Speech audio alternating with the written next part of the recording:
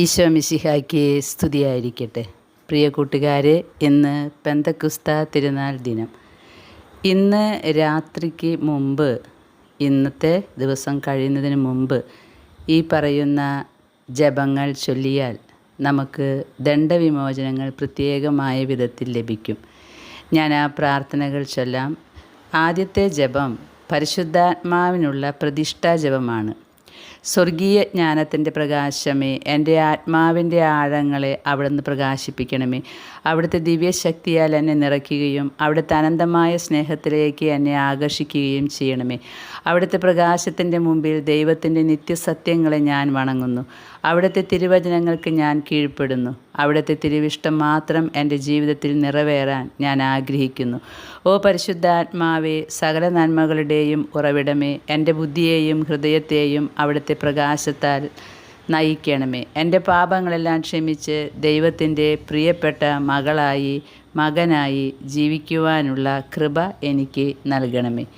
അങ്ങയുടെ 7 വരങ്ങളാലും 9 ഫലങ്ങളാലും എന്നെ അലങ്കരിക്കണമേ. ദൈവഹിതത്തിന് വിരുദ്ധമായ യാതൊന്നും ചെയ്യാതിരിക്കാനും ദൈവസ്നേഹത്തിൽ എപ്പോഴും വളരാനും എന്നെ സഹായിക്കണമേ. എൻ്റെ ശരീരത്തെയും ആത്മാവിനെയും പൂർണ്ണമായി അങ്ങേക്ക് ഞാൻ സമർപ്പിക്കുന്നു. ജീവൻ്റെയും സ്നേഹത്തിൻ്റെയും ദൈവമേ, എന്നെ അങ്ങയുടെ നിത്യമായ സാന്നിധ്യത്തിൽ കാത്തു സൂക്ഷിക്കണമേ.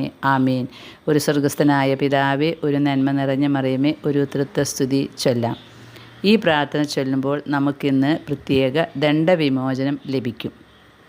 പരിശുദ്ധാത്മാവിൻ്റെ യുഗത്തെക്കുറിച്ച് പല മിസ്റ്റിക്കുകൾക്കും ലഭിച്ച സന്ദേശങ്ങൾ നമുക്ക് നോക്കാം. ഒന്ന്, വാഴ്ത്തപ്പെട്ട എലീന ഗ്വേരയുടെ സന്ദേശങ്ങൾ.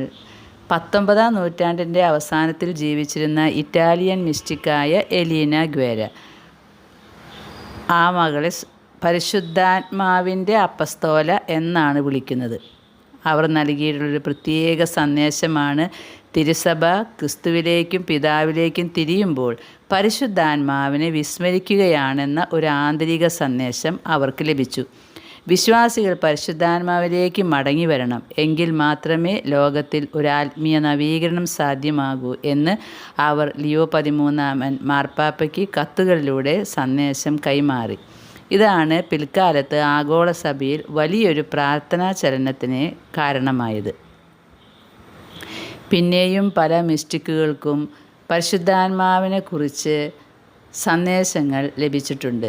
മെക്സിക്കോയിൽ ജീവിച്ചിരുന്ന കൊൺചിറ്റയുടെ വെളിപ്പാടുകൾ ഇങ്ങനെയാണ്: പരിശുദ്ധാത്മാവിനോടുള്ള ഭക്തി വെറുമൊരു പ്രാർത്ഥന മാത്രമല്ല, മറിച്ച് ആത്മാവിൻ്റെ മണവാളനായി അവിടുത്തെ സ്വീകരിക്കുകയാണ് വേണ്ടതെന്ന് ഈ സന്ദേശത്തിൽ പറയുന്നു. തിരുസഭയിൽ പരിശുദ്ധാത്മാവിൻ്റെ ഒരു പുതിയ യുഗം വരുമെന്നും അത് ലോകത്തിൽ സ്നേഹത്തിൻ്റെയും സമാധാനത്തിൻ്റെയും വിപ്ലവം സൃഷ്ടിക്കുമെന്നും അവർക്ക് ലഭിച്ച സന്ദേശങ്ങളിൽ പറയുന്നു.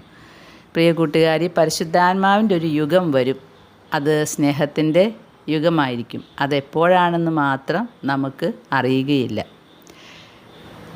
ധന്യയായ മാർത്ത റോബിൻ 50-ലധികം വർഷം കിടക്കപ്പായിൽ പൂർണ്ണമായി തളർന്നു കിടന്ന 20-ാം നൂറ്റാണ്ടിലെ പ്രശസ്തയായ ഒരു ഫ്രഞ്ച് മിസ്റ്റിക്കാണ് മാർത്ത റോബിൻ.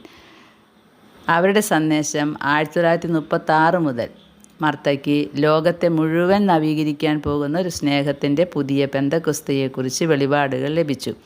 പരിശുദ്ധാത്മാവിൻ്റെ ഈ പുതിയ പെന്തക്കുസ്ത പെട്ടെന്നൊരു ദിവസം ഉണ്ടാകുന്ന അത്ഭുത സംഭവമല്ല, മറിച്ച് മനുഷ്യരുടെ ആത്മാക്കളിൽ പതുക്കെയും നിശബ്ദമായും പടരുന്ന ഒരു വലിയ ആത്മീയ നവീകരണമായിരിക്കും. സഭയിലെ അൽമായർ വിശുദ്ധിയിലൂടെ ഈ നവീകരണത്തിന് വലിയ പങ്ക് വഹിക്കുമെന്നും അവർക്ക് സന്ദേശം ലഭിച്ചു. പതുക്കെ പതുക്കെ വരുന്നതാണ് ഈ പരിശുദ്ധാത്മാവിൻ്റെ യുഗം എന്ന്. വാഴ്ത്തപ്പെട്ട അന്ന മരിയ തായിജിക്ക് ലഭിച്ച സന്ദേശം. അവർ 19-ാം നൂറ്റാണ്ടിൽ ജീവിച്ചിരുന്ന ഒരു സാധാരണ വീട്ടമ്മയായിരുന്നു. പ്രവചനപരമായ നിരവധി സന്ദേശങ്ങൾ അവർക്ക് ലഭിച്ചിട്ടുണ്ട്. പരിശുദ്ധാത്മാവിനെ കുറിച്ച് ലഭിച്ചൊരു സന്ദേശം ഇങ്ങനെയാണ്: ലോകത്തിൽ അന്ധകാരവും പ്രതിസന്ധികളും നിറയുന്ന ഒരു കാലഘട്ടത്തിൽ സഭയെയും വിശ്വാസികളെയും വഴി നടത്തുന്നത് പരിശുദ്ധാത്മാവിൻ്റെ പ്രത്യേകമായ ജ്ഞാനവും വെളിച്ചവുമായിരിക്കും.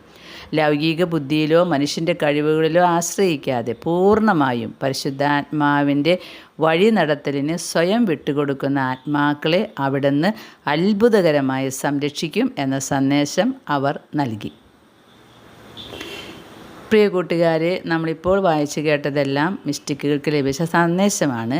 ഏറ്റവും ആദ്യം പറഞ്ഞിട്ടുള്ളതാണ് പരിശുദ്ധാത്മാവിനോടുള്ള പ്രതിഷ്ഠാജപം. അതിലൂടെ നമുക്ക് ഇന്നൊരു ദണ്ഡവിമോചനം ലഭിക്കും, ഇന്നത്തെ ദിവസം പ്രത്യേകം. അതുപോലെ ഇന്നത്തെ ദിവസം നമുക്ക് പൂർണ്ണ ദണ്ഡവിമോചനം ലഭിക്കാൻ പറ്റുന്ന ഒരു പാട്ടുണ്ട്.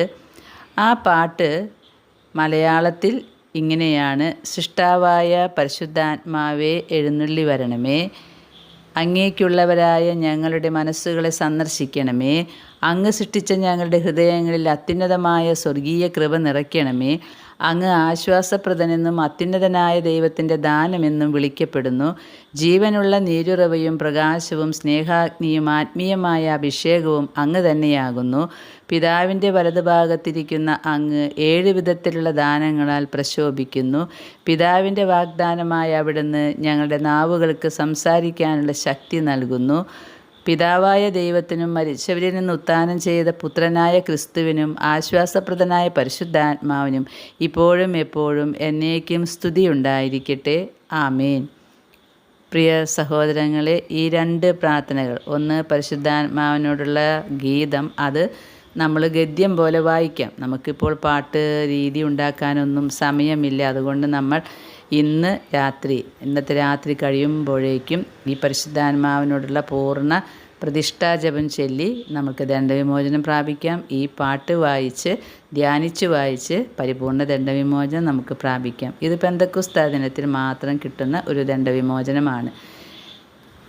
നമുക്ക് ദണ്ഡവിമോചനങ്ങൾ കിട്ടുമ്പോൾ അറിയാമല്ലോ, പൂർണ്ണ ദണ്ഡവിമോചനം നമുക്ക് കിട്ടാൻ പാടാണ്. നമ്മൾ പാപികളല്ലേ.